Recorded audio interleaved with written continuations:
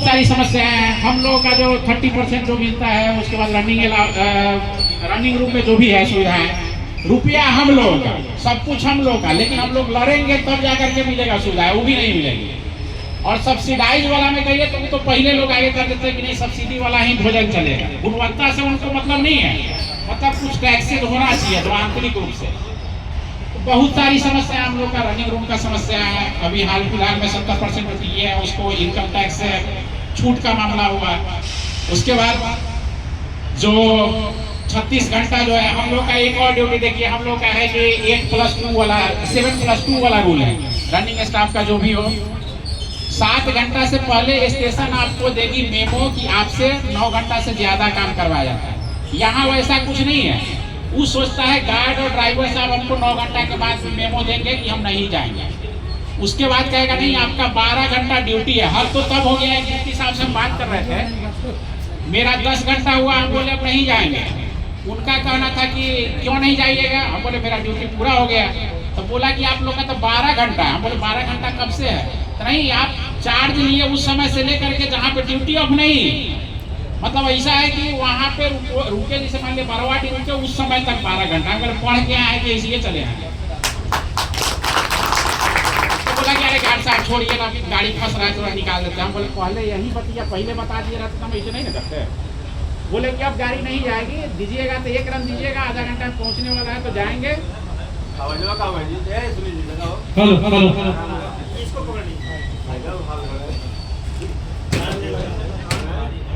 तो ये लोगों का मन में ऊपर से बैठा हुआ है कि गार्ड ड्राइवर का मतलब नहीं है, ट्रेन मैनेजर का मतलब नहीं है। ये लोग मतलब ऊपर वाले से अमृत लेकर के आए, बस इन लोग को खटाइए, जितना खटाना हो उतना खटाइए।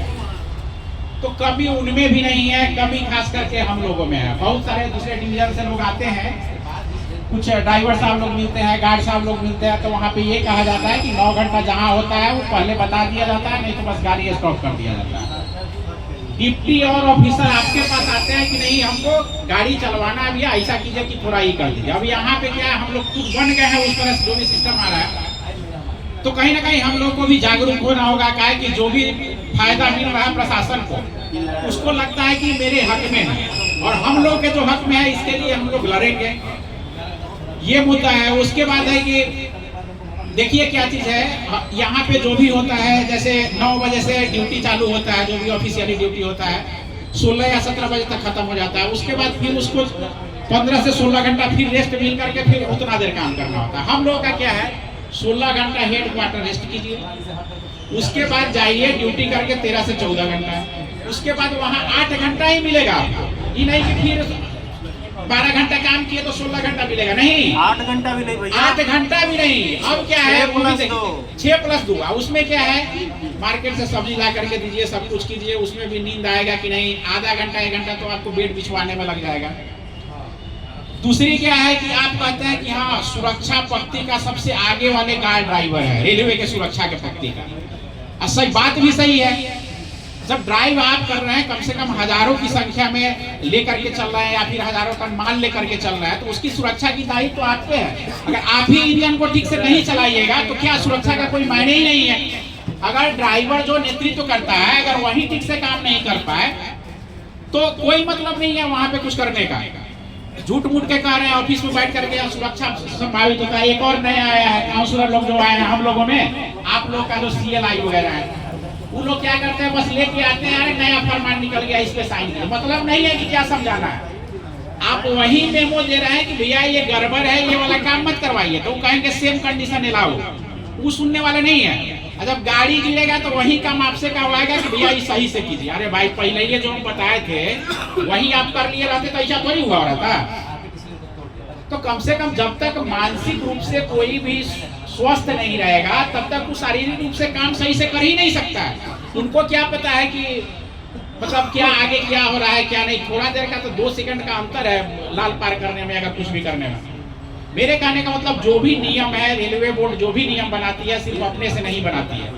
लेबर लॉ जो भी होता है वो सिर्फ अपने से नहीं बनाया जाता, उसमें मेडिकल टीम भी होती है, सब विशेषज्ञ होता है कि ऐसा नहीं हो कि कहीं ना कहीं इससे दिक्कत हो। काम मानसिक रूप से भी वो स्वस्थ रहे, सब कुछ रूप से स्वस्थ रहे, ताकि किसी प्रकार की दिक्कतें नहीं हो।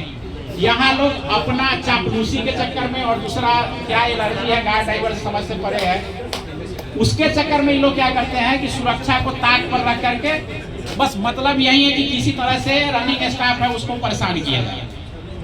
मेरे कहने का मतलब हम लोग जो नियम है उसके अनुसार काम करने के लिए सब कोई इच्छुक है। 99% हमको लगता है कि जो भी रनिंग स्टाफ है वो अपना काम करते हैं। दिक्कत कहाँ होता है, उनसे दूसरा काम लेने के लिए दबाव बनाया जाता है। हैंड ब्रेक का मुद्दा ऑलरेडी वहाँ पे है, रनिंग उसका स्टाफ है, उन लोगों को लगता है मेरा ये काम नहीं है, गाड़ी स्टेबल काम नहीं है, मेरा काम है भूजा लेके पहुँच जाए यहीं, अरे बाबू तुझे चाय लेते हैं, ठीक है सर हम जा रहे हैं, अब कहिए कि चलिए थोड़ा हैंड ब्रेक हुआ, अगर नहीं तो दिखा दीजिए, ये थोड़ा हेल्प कर दीजिए, तनाव नहीं होगा। उन लोग का नेचर ही चेंज हो गया, मतलब वो नहीं है, उसमें प्रशासन का भी योगदान है। मेरे कहने का जब आपके पास पॉइंट्समैन था, स्टेशन स्टाफ था, सब कुछ था, तो आप हैंड ब्रेक के लिए कौन सा आदेश निकलवाए, क्यों निकलवाए? 12 घंटा ड्यूटी करके उससे हैंड ब्रेक अच्छा से कसा जाएगा कि जो 8 घंटा ड्यूटी करता है उससे कसा जाएगा। दूसरी बात है उसके पास ग्लव्स है, सेफ्टी का सब इक्विपमेंट है, उनसे नहीं करवा करते। यहाँ तो यही लगता है कि आप पूर्वक काम करते हैं रनिंग स्टाफ के साथ, तो आप ऐसा क्यों नहीं काम करते हैं कि वही काम करे, अच्छी तरह से सिक्योर भी हो जाए, उसका वो ट्रेनिंग है, फिजिकल ट्रेनिंग है, सब कुछ है, ना गार्ड को मिलता है फिजिकल ट्रेनिंग, ना ड्राइवर को मिलता है। तो कहने का मतलब इन लोगों का सुरक्षा से मतलब नहीं है। दूसरी बात है कि जो भी नियम बनाता है ही नहीं, जो वर्कर है उनसे पूछ करके बनाया जाए, बस ऑफिस में बैठ करके बना दिए, तो जो काम कर रहा है उसको पता है ना कि हकीकत क्या क्या चीज दिक्कत है, क्या नहीं दिक्कत है, तो कम से कम उसमें भी शामिल होना चाहिए। ये अलारसा का बहुत अच्छा पहल है, पिछले साल भी देखे थे। अब इसमें है कि हम लोग सहयोग करें, जहाँ पे भी रहे AIGC आप लोग के साथ रहेगी, हमेशा से साथ रहेगी, आई है और आगे भी साथ रहेगी। जहाँ पे भी आप लोग या फिर हमको पता चलेगा या आप लोग जहाँ पे भी याद कीजिएगा, हम लोग पहुँचेंगे, जितना भी संख्या में हो जाए, जहाँ से पूर्ण रूप से समर्थन रहेगा। ये है कि अपने अधिकार को हम लोग भी काम कर रहे हैं ट्रेन मैनेजर के बीच में, कि ताकि ज्यादा से ज्यादा जागरूकता बढ़े, अपने अधिकार को लोग समझे, अपने अधिकार के लड़ाई के लिए लड़े।